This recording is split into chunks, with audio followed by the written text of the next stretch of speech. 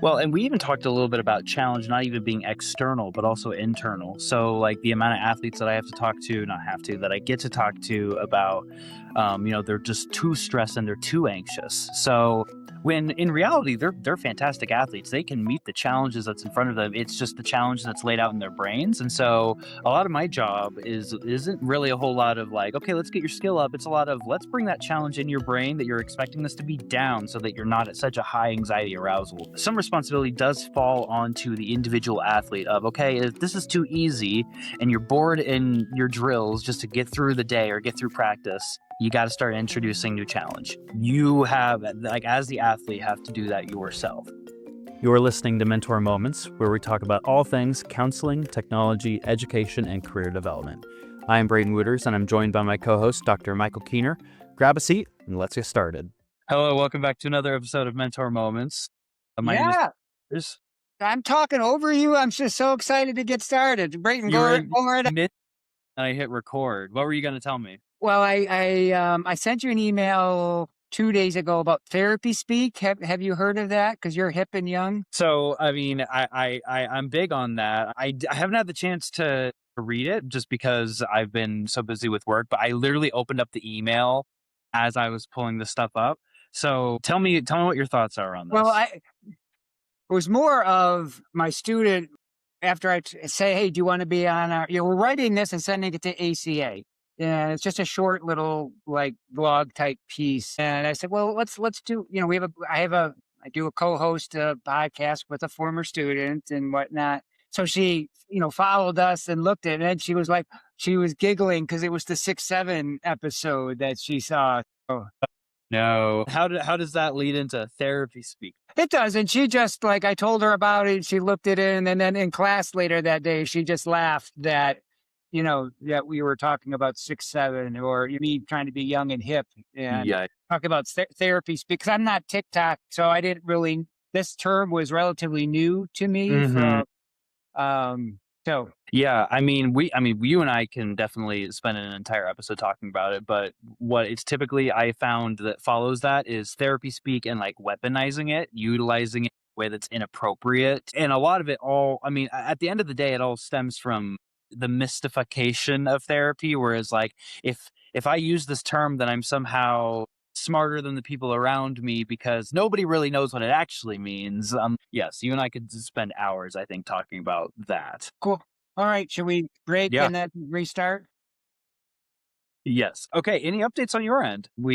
Anything before I start yapping about? No, let's just, I did a little chat GPT conversation about flow, awe, and novelty. So I'm ready to go. You're primed. You're ready. So at the time of this recording, I did my first workshop with our athletes here at Lindenwood in a while. I did a workshop last semester, but this semester my goal is to do a workshop once a month. This month was about flow and how to introduce flow. It's a concept and it's a topic that you and I have talked about a lot on this episode, but I wanted to make sure that I chatted about it here first. But before I get into flow and what the workshop was like, I need to rant. When did I become old is my first question, I suppose, because I used to think that I was really good with technology and that I knew what I was doing. And then you plug in your computer, you show up to present. I'm sorry, I'm going to go on a rant. You show up with your computer. You've created the PowerPoint. You know exactly what you're going to present. You plug it into the HDMI cord. All right. Well, then it takes a little bit and then it's on a TV, but then you don't know, but then it's showing an extension of your desktop. It's not showing a reflection of it. So then you've got to figure out, okay, do I drag the stuff left or right? And then after you do that, then you hit presenter mode. Well, then it's showing your notes to everybody. Well, no, I don't want them to see my notes. I just want them to see the slides. I want to see the notes. So then you're spending another 5 minutes trying to show them the right thing.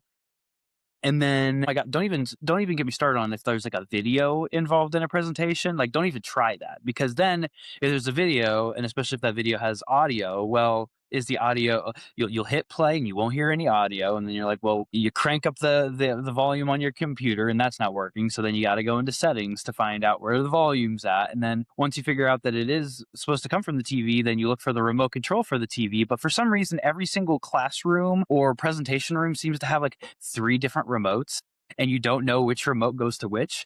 And so I'm pressing like seven different remotes to try to get the. Anyway, it was one of those moments that made me feel incredibly old. I've always thrived and felt, I don't know, relevant, that I could be the one, be like, oh, yes, here's how you operate a television. Here's how you operate a smart board or like a projector. But this was one of those moments during my workshop that I freaked out. I didn't like freak out, but I was so stressed, so upset, and in the nicest way ever, it made me think of you.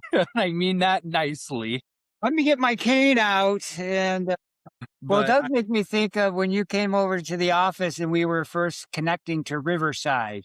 yeah. And I was like a little bit behind. But otherwise, I feel like but I can empathize with that presentation. Yeah, I know, like, because I have two screens, and then sometimes it's how, like, I know somebody tried to help me one time in the settings and set up, like, my screens got flipped too, like you're saying, and just like, are you mirroring and all? Yeah. So I can empathize with Well, that. and also your work computer too. So it's like, well, there's stuff that I don't want them to see, obviously. So like that's even more stressful. They'll them to see my teams. I don't want them to see my work.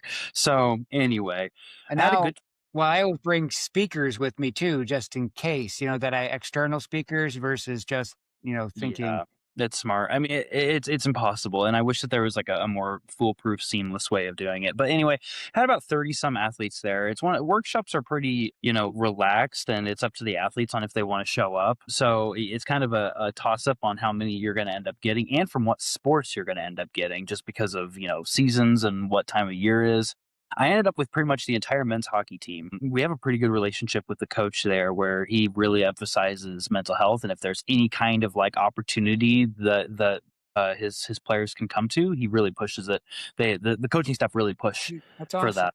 Yeah. Yeah, it's super great. I had some Olympic weightlifters, I had a couple track people, so it was a good mix of people. But yeah, we talked all about flow, and it was cool. It was one of those really great experiences where I could yap and talk about things that you and I have already talked about. Where I was talking and I was like, we've covered these things before. We chatted about those things that make up flow. So concentration, obviously, like a high form of focus. We chatted a lot about control, so understanding body control, understanding what is in your control and what's not in your control, not kind of going all over the place with what you think is going to stress you out. Time dilation or time distortion, that was another thing that we chatted about. I've even chatted about it in session or in episodes before, where I'm talking about sessions that go by really really quickly, and I'm like, oh my gosh, a whole hour has passed. And then finally, like loss of self-consciousness or like loss of doubt. I feel like that kind of goes a little bit into control, but it is like you're not even really thinking or anything like that. So we chat a lot about those four things, about how that kind of makes up flow, how flow seems to not really be a switch that we turn off and on, how it is kind of something that gets manifested through our experiences. Like there are ways to get primed for it, which is something that we talked about in our workshop, but it's something that we were really kind of discussing it. I'm going to pause because I'm yapping a lot, but am I missing anything so far? I feel like Well, I'm hitting. no, I think you have the characteristics. What I would add too, as a condition to get into that flow Mhm. state, is that optimal zone of, it's not too hard or too easy for you from that athletic. If it's too hard, you get discouraged; too easy, you get bored. So you don't sort of get into that flow Absolutely. state. So finding that, I guess, sweet spot, so you can then, like you Mhm. said, go to And complete that is concentration and loss of time, or that, and the loss of self consciousness. Yeah, and that is what we talked about. Again, so like after we were able to like really define it, then we talked about those conditions, which was exactly what you said, that kind of like challenge versus skill balance. And talking more about like, okay, so we can understand the concept, like we can look at all the graphs that show you window of tolerance and things like that. But then what do you do with it? And so we chatted a little bit more about, well, I mean, there's a difference between doing it in practice and doing it in competition. Coaches have this really difficult task, I think, of trying to get their players into flow or provide enough arousal without, stressing their players out too much. Something that, I mean, and I know, and especially in athletics, is that everyone's arousal level is different. Everyone's window of tolerance is different. So what's going to be really hard for somebody is not going to be very thrilling and might be even boring to another athlete that you have on your team. So preventing or like presenting drills that able to help people go into flow for everybody, for your entire team, very difficult. So we did talk about how, well, it does, some responsibility does fall onto the individual athlete of, okay, if this is too easy and you're bored in your drills just to get through the day or get through practice, you got to start introducing new challenge. You have, like, as the athlete, have to do that yourself. Practices, and I'm saying things that are very duh, but are good things to remind us, is that, in practice, we have a little bit more control over challenge, where in competition, the only thing we have control over is skill. And I hated, I wish that there was a better way that I could have presented the idea to the athletes other than like, get good. like just get your game up, but measuring, like, managing your ability of skill allows freedom to move about that graph of entering into flow a little bit easier, I suppose. So we did chat about that quite a lot. I'm going to pause. Am I touching on anything? Well, to me, there's two things, and they both relate around practice. So, like, I like, practice perfect. We say practice makes perfect. Well, practice makes permanent. So you got to be practicing the right things. Hmm. And so going to what you were saying, not just building skill, well, it's how are you building technique in to get to that skill, and how are you coming to practice with a purpose? Today I want to work on X, Y, and Z. Or if the student athlete doesn't have that control over that, does the coach set out that plan so they know, is this a high intense day? Is it the day before a competition? So it's more drill, like, so they can know, or you can be self-reflective about it. Maryville, we brought in Mike Haggerty, who is a college wrestler, high school coach, a college coach. He coached at the Olympic Training Center. He's coached Hmm. national champions and world team members. But anyways, he talks about a time where with one of his first years coaching, he tried to do a visualization. And he never did that before. And he did it like, turned off the lights in the wrestling room, and he's talking about, then he turned on the lights and everybody fell asleep because he had never practiced it before. So like this idea of sort of like visualizing, which is a sound technique, you Hmm. just can't do it the day of the match to think. So like, again, if we want to try to better work to get into flow state, there's these things that we can, again, obviously practice or have to be Hmm. aware of. Well, and we even talked a little bit about challenge not even being external, but also internal. So, like, the amount of athletes that I have to talk to, not have to, that I get to talk to about, they're just too stressed and they're too anxious. So, when in reality they're fantastic athletes, they can meet the challenges that's in front of them. It's just the challenge that's laid out in their brains. And so, a lot of my job isn't really a whole lot of like, okay, let's get your skill up. It's a lot of, let's bring that challenge in your brain that you're expecting this to be down so that you're not at such a high anxiety arousal. Yeah. 100%. Yeah, how do we normalize that and get them to realize, you've been playing the sport all your life. You've put on, these skates before. It's just another competition. And again, just Exactly. our breathing techniques too.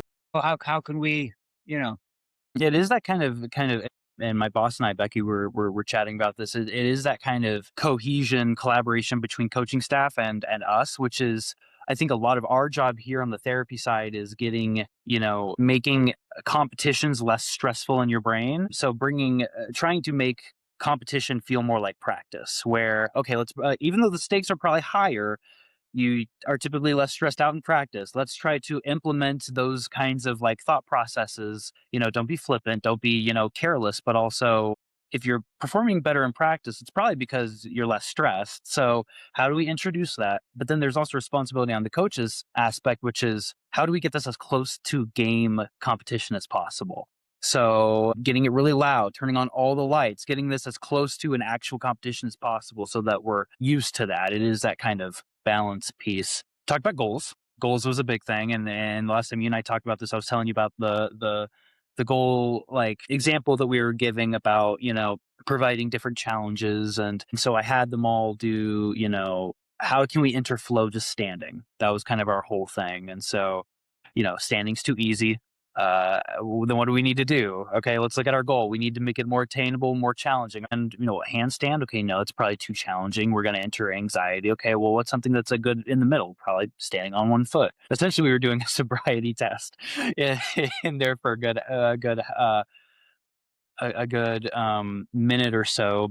Afterwards, what we started talking about were these themes of autonomy, which is that it's so much easier to interflow when it's by your choice.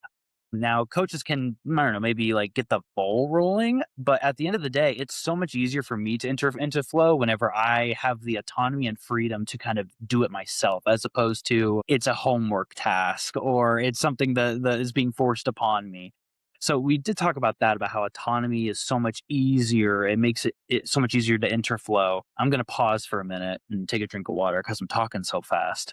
Well, I guess I just think usually now when my days of being an elite athlete are over, right? What? What? You reminded me that I was old earlier today. No. But it's when I'm, woodworking is usually when I talk about it, right? And so when you talk about motivation, like woodworking as a hobby versus me woodworking for, a side hustle or something. And so there is this, again, it's the intrinsic there. And to me, going back to that zone of skill, when I get into it, I most notice it when I'm really thinking about, okay, this is what I want to make. How do I make it with the tools that I have and in the order that I need to cut things. And so I'm so engrossed in that. So that skill level is sort of, again, in that zone. And I do lose, like, I have no sense of really time. I'm not happy. I'm not sad. I'm just doing it. And then when I know that in the zone is when it all comes together. And then I sort of laugh to myself a little bit. I go, ha ha, like I got it. Like I figured it out. It fits together. I didn't screw it up. Right. So, and that sort of pops me out where then I get sort of that high or that feeling. And what also makes me recognize is that when I used to go and visit my dad at his shop and he was working on something, he would laugh like that too when he finished something. So to me, that there's that, I don't know. I know that extra emotional piece. Well, you're touching on big themes that we talked about. I mean, at the end of the day, is really all we're talking about the emotional pieces to flow, which is, the meaning behind what you're doing. So if you're doing something that feels pretty meaningless, like doesn't like fit into, I don't know, what you feel like might be a broader purpose, and it's not fitting into maybe a larger goal. So a lot of these athletes, I mean, like their sport is a stepping stone to maybe what they want to do for their career, or it's a stepping stone to becoming a better just overall person. And so this is where we touch on those ideas of novelty and being, making it bigger than yourself is what we talked about. And so whenever you're talking about, having that emotional piece and connection to like previous memories and making it almost more of like a generational thing, that's what a lot of it is. I mean, a lot of for our athletes, where I mean, some of them are, first generation college students. So it is, and to be in a sport and to be out of the country. So it is so much deeper and getting in touch more with that. I think that the best example that I give are those days where I'm really burnt out from like therapy. And then I have to kind of remind myself of, okay, well, why did I get in this job to begin with? What were those immediate things? And then pretty soon you're not even tired anymore. Then you're re-energized and you can go back into it. So that's exactly kind of what we were talking about. I also like that you brought up woodworking because the third and kind of final thing that we were talking about was immediate feedback. And you know exactly where I'm going to go with this is a lot of times we are get enveloped into a task and we don't know if it's working or not. And as soon as we don't know if it's working or if we're on the right path or if we're on the right track, then we get sidetracked. And then doubt enters our mind. And then we're no longer really too much into it. Then it just opens up the brain to go down a bunch of rabbit holes and then we're out of flow. And so the idea behind it is just like how woodworking, it's so much easier to enter into flow where you have little steps that, okay, I accomplished this step. I'm one step closer to my goal of completing this piece of furniture. The example that I give is my Sudoku books. One number getting a little close to that dopamine hit that, okay, I'm on the right track. This is working per se. And that's why we did that standing thing, the standing example, because there's no better immediate feedback than body feedback. And the best example is balance. Nobody has to come up to you whenever you're woodworking and saying, okay, you completed the second step. And you don't have to do that. You just intrinsically know that, okay, I did it on to the next. You're not getting it from a coach, you're getting it from yourself. And that's anyway. Yeah. I love I just have another observation, if you don't mind. I'm ready. If you thought the technology issue thought you were old, maybe your Sudoku book is really should have been your first indication that you're old. I'm trying to get on my phone less. That's the whole thing. I was like, how am I going to get on my phone less? What do what do old people do? If I enter my grandpa era, so I bought like a $3 Sudoku book from like Schnucks and carry that bad boy around. I started drinking black coffee now too. I got to just let the geriatric traits continue to come. Now, But don't alienate half our audience now. So, no, you're right. You're right. I have plenty of athletes that drink coffee, and I'm like, oh wow, you're young drinking black coffee. Anyway, but yeah, so I felt like the content of it was pretty good. Now, of course, we talked about strategies that kind of are barriers to flow or things that kind of knock us out of flow, and like little things that can be helpful whenever we're in flow. Little things like, how do I want to explain this? I don't know. Some of these feel a little cheesy whenever I explain them, but I think that you'll understand kind of where I'm coming from. Like things that take you out of flow, doubt, listening to other people, mistakes, a lot of self doubt. And so we talked about, how the uniform or the equipment that you wear almost makes you a different person. A lot of my clients, even myself, they love Batman. I love Batman. And I'm not saying that my clients are dressing up like Batman, but in a way, when you are on the field, it's important to kind of almost see yourself as somebody else. Where whenever I'm wearing this, I'm not the nervous person that gets nervous in front of other people. I'm not this. I am an athlete because of what I'm wearing. And so it does sound a little bit like, I'm jumping through hoops to kind of cope through this. And it is a pretty powerful, physical representation of aligning ourselves with identity work. And then, a second example that we talked about was like, okay, well, what happens when you do make a mistake? Because you are going to make a mistake, and the amount of clients that I'm working with that, as soon as they make a mistake, their whole game is derailed, and then the flow that they were in, they're out of it. And so, just talking about, what do we do with that? And so, another kind of visualization thing we talked about was like almost treating the mistake like I don't know, like a screaming toddler almost, like because it's annoying and nobody likes to be around it. And it's kind of embarrassing to be kind of around it because now everyone's staring and everyone's looking. You're in the supermarket and this kid's crying. You know what I'm talking about. And so almost like putting it away for later. Whereas like, well, I can't reprimand this kid for yelling right now in the middle of the schnooks. So I mean I could, but it wouldn't look good on either of us if I yelled at the kid. So almost like we're gonna focus on that and return to it whenever we're back home. And it's that kind of thought process, which is, okay, I can't do anything with this mistake that I just made. I'm too busy playing my sport in the middle of competition. I'm gonna return to this and give it the attention that it deserves, whether bad or good attention. Once I'm out of here, once I have the game film in front of me, once I'm able to go through it with another person, and thinking of it like parking lot, like, okay, I'm gonna put you in the parking lot. We're going to come back to you whenever, we're done with this thing in front of us.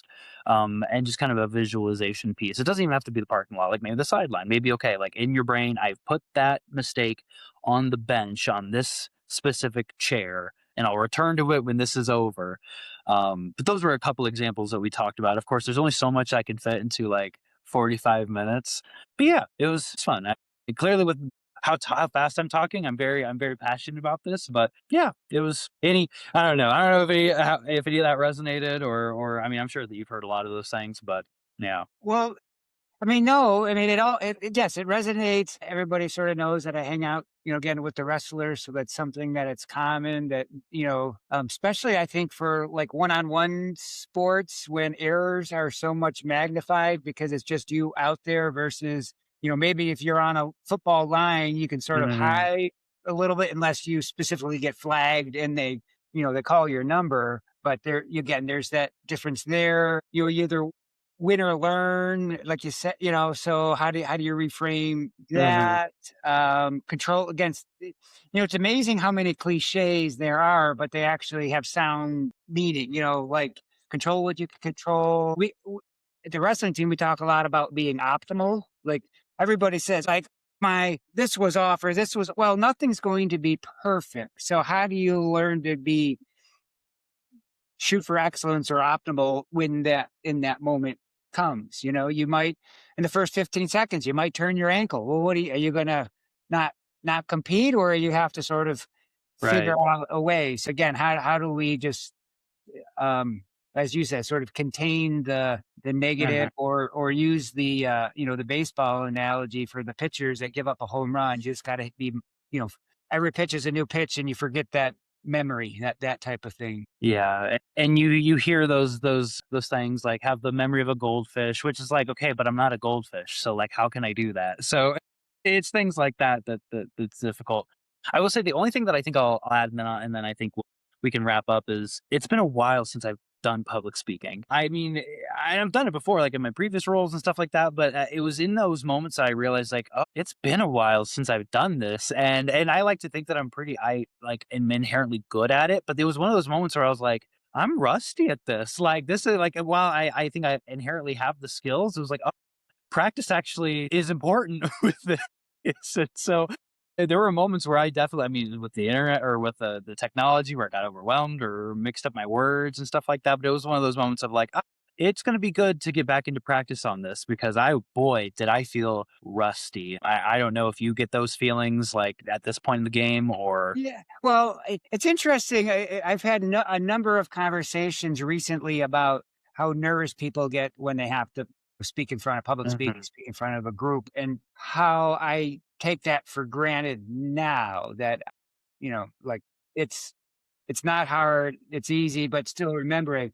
But what I like, what I notice sometimes is sometimes I over prepare, mhm. and then maybe the day of, I think, "Oh, I don't have to repair one more time or reflect," and then that's, "Oh, I should have," so that's where I need to sort of, it's not necessarily in public speaking, it's making sure I'm not, again, over preparing, and then just taking something for granted, make sure that I I feel the same way because I'll spend like 20 I'll spend like days and days and days on a PowerPoint, and then I'll think like I've been working on this PowerPoint for like a really long time. Surely I know it front to back by now. Like I don't really need to practice it. Like I've been spending the last, like I know what slide comes next, and then whenever I present, I'm like, "Oh, I should have practiced," because even though I spent like hours looking at this, I just one run through could have fixed a lot of this stuff. It was just a good reminder of those skills that I haven't had to stretch in a while. But yeah, my next workshop is going to be on mental toughness. That's going to be the next topic because I just think, we're going to get into the nitty gritty of the definition because there is a legitimate definition, like clinical definition of mental toughness and what goes into it. But that definition is just so broad, and the definition of it is often like really, really, or the mental toughness is more of a behavior or that you can, and where mental toughness comes in, like, are you mentally tough only in the sports realm, or can you be mentally tough like in relationships and stuff like that? So we're kind of, and then of course, like, how do you even practice that? Like are there actual like exercise? Do I take a cold shower to get mentally tough? Like, what does that actually? So I'm excited about that. That's what we're doing well, for March. I'm excited to hear how that comes out. Me too. Me too. Okay, that's my yapping. Any other thoughts, feelings before we wrap up this episode? No, I'm interested to see what all our fans have to think about flow, how they experience it. Yeah, yeah, absolutely.